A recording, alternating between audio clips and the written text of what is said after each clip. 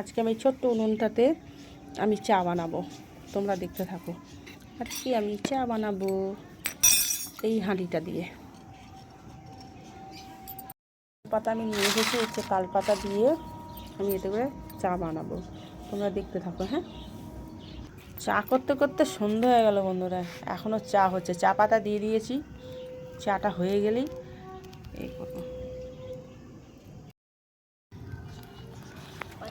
দেখতে পাচ্ছ, বলো। মা এবার তো দেখো, এখানে হচ্ছে চা আমাদের হবে হবে করছে। কত আগুন, আমাকে দেখা মানে এখনো জ্বলছে। চাটা ফুটে এসছে।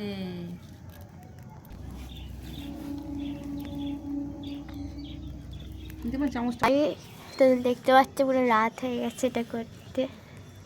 এটা এখন চা হচ্ছে, এখন এখানে কালিমা খাচ্ছি।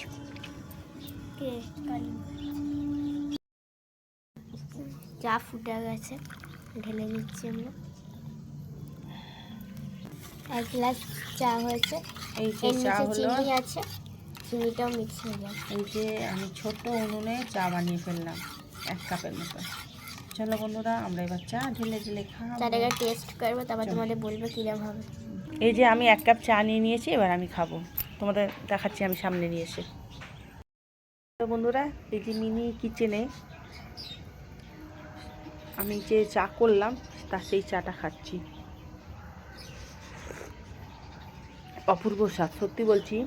কাঠের উনুনে চা ভীষণ ভালো হচ্ছে। আমরা তো গ্যাসে খাই, গ্যাসের থেকে আমি বলো কাঠের উনুনের চা দারুণ, স্মেলটাই আলাদা।